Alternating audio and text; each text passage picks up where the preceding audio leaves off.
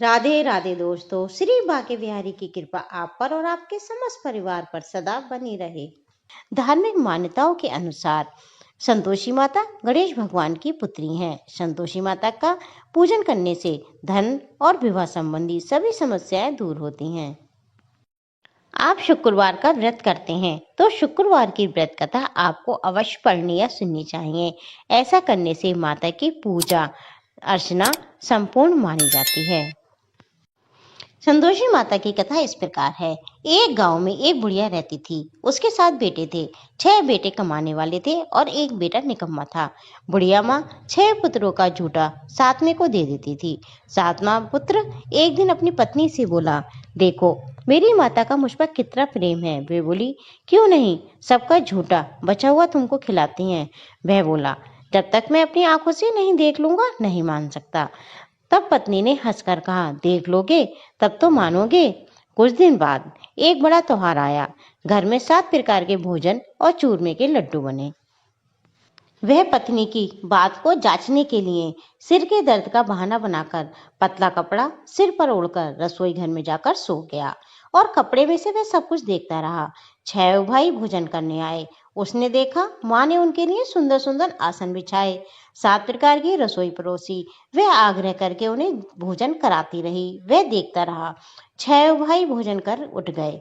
तब माँ ने उनकी 5 थालियों में से लड्डुओं के टुकड़ों को उठाया और एक लड्डू बनाया।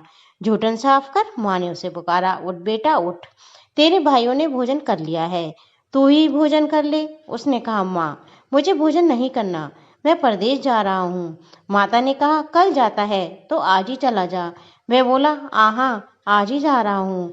यह कहकर वह घर से निकल गया। अब चलते समय उसे पत्नी की याद आई। वह गौशाला में कंडे थाप रही थी। वहां जाकर वह बोला, मेरे पास तो कुछ नहीं है, ये अंगूठी है, सो ले लो और अपनी निशानी मुझे दे दो। वह बोली, मेरे पास क्या है, ये गोबर भरा हाथ है। ये कहकर पत्नी ने उसकी पीठ पर गोबर के हाथ की थाप मार दी। वह चल दिया। चलते चलते दूर देश में पहुंचा। वहां एक साहूकार की दुकान थी। वहां जाकर बोला, सेठ जी मुझे नौकरी पर रख लो। साहूकार को नौकर की सख्त जरूरत थी। साहूकार ने कहा, काम देखकर तनख्वाह मिलेगी। उसने कहा, सेठ जी आप जैसा ठीक समझें। उसे साहूकार के घर नौकरी मिल गई। वह वहां दिन रात काम करने लगा। कुछ दिन में दुकान का लेन देन, हिसाब किताब, ग्राहकों का माल बेचना, सभी काम वह करने लगा। साहूकार के 7-8 नौकर थे। वह सब चक्कर खाने लगे, लेकिन उसने अपनी लगन, परिश्रम और ईमानदारी से सभी को पीछे छोड़ दिया। उसे अपने किए का फल मिला। सेठ ने भी उसका काम देखा और 3 महीने में ही उसे आधे मुनाफे का साझेदार बना लिया। परिश्रम करते करते 12 वर्ष में ही वह नगर का नामी सेठ बन गया और सेठ अपना सारा कारोबार उस पर छोड़कर बाहर चला गया। उधर उसकी पत्नी पर क्या बीती वह सुने। सास ससुर उसे दुख देने लगे। गृहस्थी का सारा काम करवाकर उसे लकड़ी लेने जंगल में भेजते। इस बीच घर की रोटी के आटे से जो भूसी निकलती उसकी रोटी बनाकर रख दी जाती और फूटे नारियल की नरेली में पानी दिया जाता।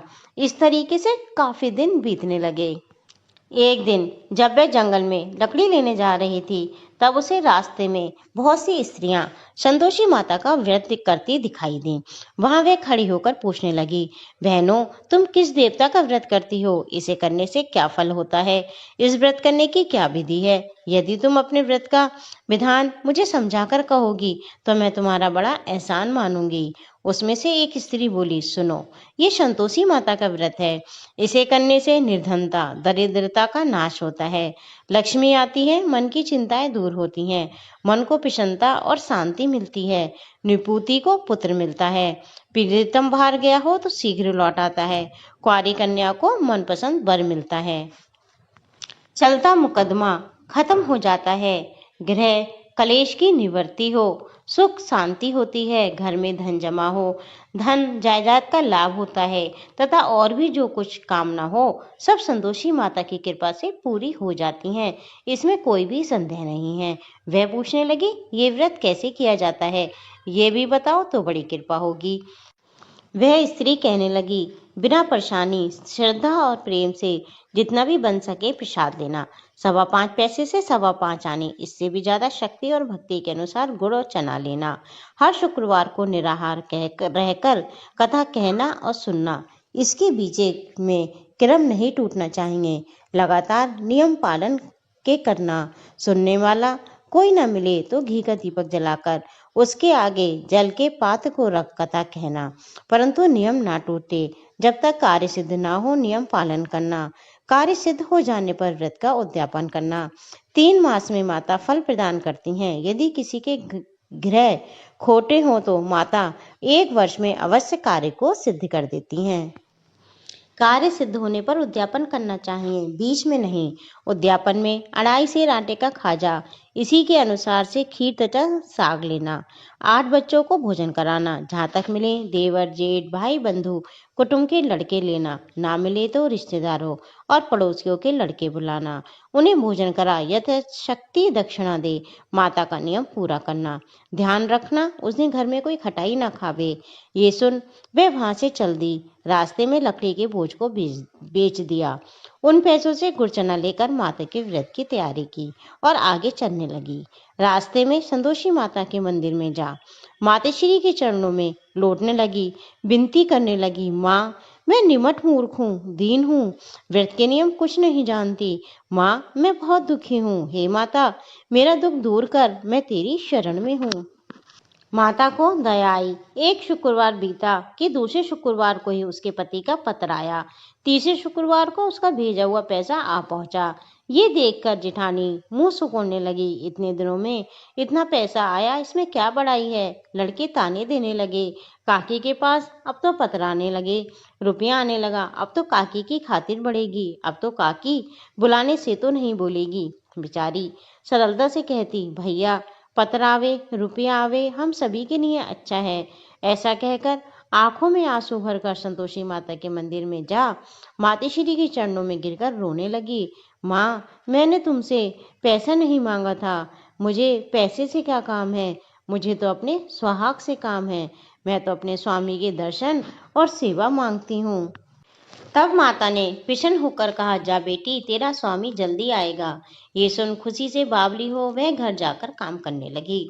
संतोषी माता ने विचार करने लगी कि इस भोली पुत्री से मैंने कह तो दिया है कि तेरा पति शीघ्र आ जाएगा, परंतु आएगा कहाँ से। वह तो स्वप्न में भी इसे याद नहीं करता। उसे याद दिलाने तो मुझे ही जाना पड़ेगा। संतोषी माता ने उस बुढ़िया के बेटे को स्वप्न में समझाया, पुत्र तेरी घरवाली कष्ट उठा रही है। वह बोला, हाँ माता ये तो मुझे मालूम है, परंतु क्या करूं, कहाँ से चला जाऊं। परदेश की बात है, लेन देन का कोई हिसाब नहीं, कोई जाने का रास्ता नजर नहीं आता। आप कोई राह दिखाएं कि मैं वहां कैसे जाऊं। माँ कहने लगी, सवेरे नहा धोकर संतोषी माता का नाम ले, घी का दीपक जला, दंडवत कर दुकान पर जा बैठना। देखते देखते तेरा लेन देन चुक जाएगा, जमा माल बिक जाएगा। सांझ होते होते धन का ढेर लग जाएगा। वह अगले दिन बहुत जल्दी सवेरे सवेरे उठ गया।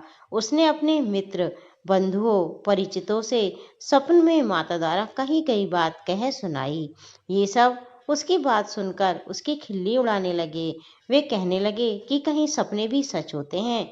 सपने की बात भी मान ली सच्ची। एक बूढ़ा व्यक्ति बहुत समझदार था। वह बोला, देखो भाई मेरी बात मानो, इस तरह साथ झूठ के बदले देवता ने जैसा कहा है वैसा ही करना, तेरा क्या जाता है। बूढ़े की बात मानकर नहा धोकर उसने संतोषी माता को प्रणाम किया। फिर घी का दीपक जला दुकान पर जा बैठा। शाम तक धन का ढेर लग गया। वह बहुत हैरान हुआ। मन में संतोषी माता का नाम ले प्रसन्न हो घर जाने के वास्ते गहने कपड़े व सामान खरीदने लगा। अब सब काम से निमट वह अपने घर को रवाना हुआ। उधर उसकी पत्नी जंगल में लकड़ी लेने गई। लौटते वक्त थक जाने के कारण संतोषी माता के मंदिर पर विश्राम करने बैठ गई। ये तो उसका रोज रुकने का स्थान था। दूर धूल उड़ती देख उसने माता से पूछा, हे माता ये धूल कैसे उड़ रही है। माँ ने कहा, हे पुत्री आज तेरा पति आ रहा है। अब तू ऐसा कर, लकड़ियों के 3 बोझ बना, एक नदी के किनारे पर रख, दूसरा मेरे मंदिर पर, तीसरा अपने सिर पर रख। तेरे पति को लकड़ी का गट्ठा देखकर मोह पैदा होगा, वह यहाँ रुकेगा, नाश्ता पानी खा पीकर माँ से मिलने जाएगा। तू लकड़ियों का बोझ उठाकर जाना और जोर से आवाज लगाना, लो सासू जी, लकड़ियों का गट्ठा लो, भूसी की रोटी दो, नारियल के खोपड़े में पानी दो। आज कौन मेहमान आया है? संतोषी माता की बात सुनकर वह बहुत अच्छा माता जी प्रसन्न मन से लकड़ियों के 3 बोझ बना लाई। एक नदी के तट पर, दूसरा माता के मंदिर पर रखा। इतने में ही वह मुसाफिर आ पहुंचा। सूखी लकड़ी देख उसको इच्छा हुई अब यहीं विश्राम लें और भोजन बना खा पी कर गांव को चलें। इस प्रकार भोजन कर विश्राम कर वह अपने गांव में गया। उसी समय बहू सिर पर लकड़ी का कट्ठा लिए आती है। उसे आंगन में जोर से डाल 3 आवाजें देती है, लो सासू जी, लकड़ियों का गट्ठा लो, भूसी की रोटी दो, नारियल के खोपड़े में पानी दो। आज कौन मेहमान आया है? ये सुन सास अपने दिए हुए कष्टों को भुलाने हेतु कहती है, बहू ऐसा क्यों कहती है? तेरा मालिक ही तो आया है। बैठ, मीठा भात खा, गहने कपड़े पहन। इतने में पत्नी की आवाज सुनकर उसका स्वामी बाहर आ जाता है और उसके हाथ में पहली अंगूठी देखकर व्याकुल हो जाता है। उसने माँ से पूछा, माँ ये कौन है? माँ बोली, बेटा ये तेरी पत्नी है। आज 12 वर्ष हो गए तब से तू गया है। तब से सारे गांव में जानवर की तरह भटकती फिरती है, काम काज कुछ करती नहीं, 4 समय आकर खा जाती है। अब तुझे देखकर भूसी की रोटी और नारियल के खोपड़े में पानी मांगती है। वह बोला, माँ मैंने इसे भी देखा है और तुम्हें भी। अब मुझे दूसरे घर की चाबी दो, मैं उसमें रहूंगा। माँ कहती है, ठीक है, तेरी जैसी मर्जी। यह कहकर माँ ने ताली का गुच्छा पटक दिया। अब उसने दूसरे घर को खोलकर सारा सामान जमाया। एक दिन में वहां राजा के महल जैसा ठाट बन गया।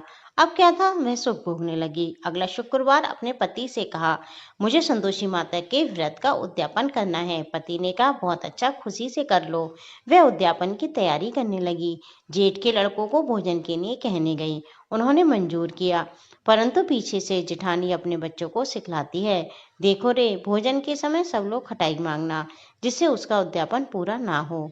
लड़के भोजन करने आए, खीर पेट भर कर खाई और बात याद आते ही कहने लगे, हमें कुछ खटाई खाने को दो, खीर खाना हमें नहीं भाता, देखकर अरुचि होती है।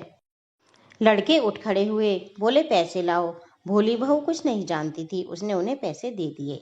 लड़के बाजार जाकर उन पैसों से इमली खरीदी और खाई। ये देखकर बहू पर माताजी ने कोप किया। राजे के दूत उसके पति को पकड़कर ले गए।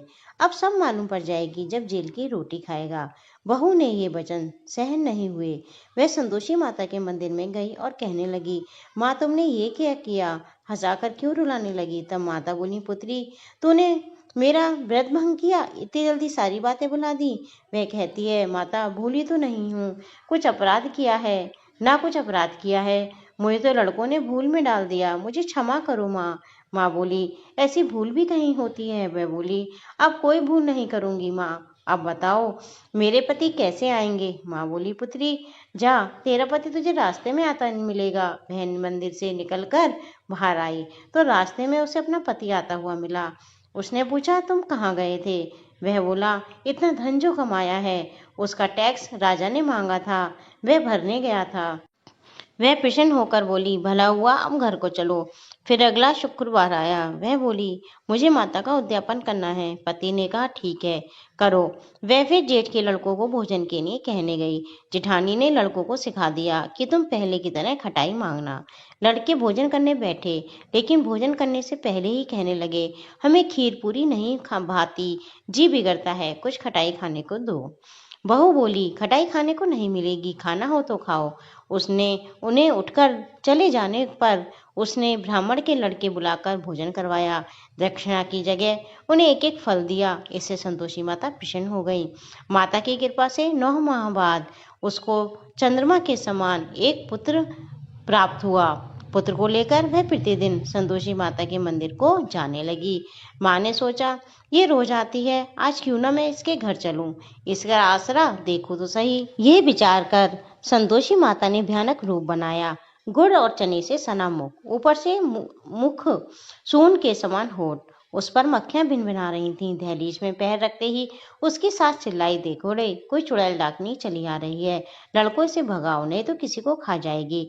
बहू रोशनदान से देख रही थी। वह प्रसन्न हो उठी, आज मेरी माता जी मेरे घर आई हैं। ये कहकर वह दूध पीते हुए बच्चे को गोद से उतार देती है। इस पर उसकी सास को बड़ा क्रोध आया। वह बोली, मरी क्या उतावली हुई है जो बच्चे को ही पटक दिया। इतने में माँ के प्रताप से जहाँ देखो वहाँ लड़के ही लड़के नजर आने लगे। वह बोली, माँ जी, मैं जिनका व्रत करती हूँ ये वही संतोषी माता हैं। इतना कह उसने झट से घर के सारे किवाड़ खोल दिए। सबने माता के चरण पकड़ लिए और विनती कर कहने लगे, हे माता, हम मूर्ख हैं, अज्ञानी हैं, तुम्हारे व्रत की विधि हम नहीं जानते। तुम्हारा व्रत भंग कर हमने बड़ा अपराध किया है। हे माता, आप हमारे अपराध को क्षमा करो। इस प्रकार कहने पर संतोषी माता बहुत प्रसन्न हुई। उसने बाद उसकी सास कहने लगी, हे संतोषी माता, अपने बहू को जैसा फल दिया वैसा सबको देना। जो ये कथा पढ़े सुने उसके सभी मनोरथ पूर्ण हों। बोल संतोषी माता की जय।